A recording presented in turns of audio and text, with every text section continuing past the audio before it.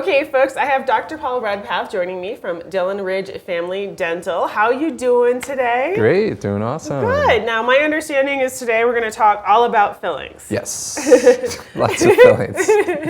So, cream filling, Yeah, jelly fillings, filling, chocolate filling, peanut butter all filling. the fillings All the for fillings. donuts. For donuts, we'll give you fillings. Yeah, exactly. You'll have to come in to get regular fillings once you have those. Now, I remember, my family history, we don't have the best enamel, so I've dealt with lots of fillings in my life. And I remember there was this one time, one dentist gave me metal fillings, then I moved, went to another dentist, and he was like, what do you got all those metal fillings in your mouth? And changed them all out with white fillings and stuff like that. Does that, can you explain all these different fillings to us? Yeah, so, first off, why do we need fillings? Basically, a cavity starts to develop. It starts on the enamel of our tooth, the sort of protective layer. Then it gets to the inner part of the tooth. And once it's in that inner layer, you need something before that continues into the nerve of the tooth or anything like that. And then you end up with a root canal. So filling is a great conservative way to prevent a cavity from getting bigger. Okay, and then turning into the whole root canal. Bigger issue. Yeah, we don't want to go there. We rather just fix it while it's small and easy, and a filling is a great way to do that. Now, are there different fillings besides the metal and the white fillings? Yeah. So I think it started back in the 20s. I don't know when they started, but metal fillings were the main one. That was the only filling material that we used. And I still have a metal filling, and it's doing fine. There was a lot of fear around the metal fillings because they are 50% mercury.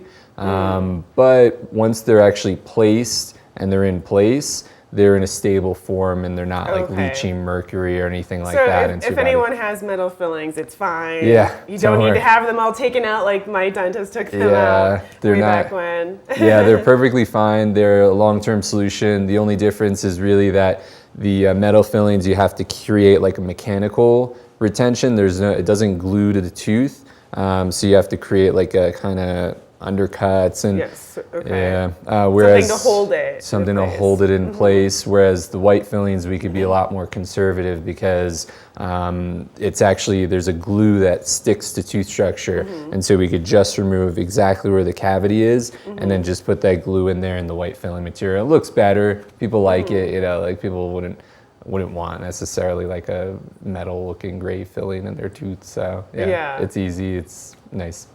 And so that's, I guess, as far as, are there still dentists that are using metal fillings? Is it still, is there a reason today why a dentist would choose giving someone a metal filling versus a white filling? Or is it just the patient's choice, and why would they choose one versus the other and all that stuff? So it's usually based on the area in the mouth and based on the place that you're going to. So the white fillings are very technique sensitive. So they require the surface to be completely dry. And we're working in the mouth, and there's, it gets wet and it's hard to keep it's hard to keep it dry, and so you have to use certain techniques to be able to keep it totally dry, to be able to do white filling and get a great result with it. The metal fillings are more for volume places where they're seeing a lot of patients at once, and they need to be able to just get in, get out, and put the filling in,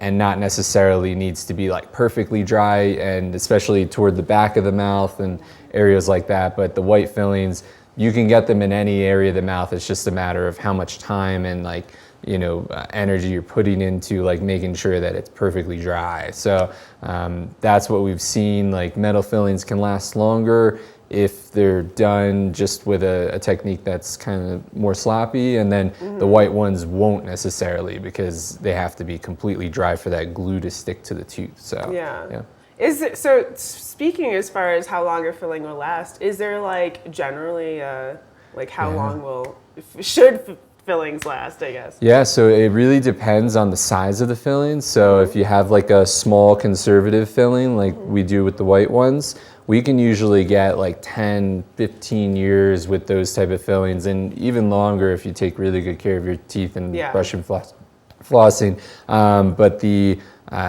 like bigger fillings, those have a lifespan of maybe 5 years, something like that. And then you're looking at like maybe a crown or something like that, because the material is just not meant to be like a There's very little tooth left. If there's not too much tooth, Now, where can people find you and find out more information, make an appointment, find out about insurance, all that jazz?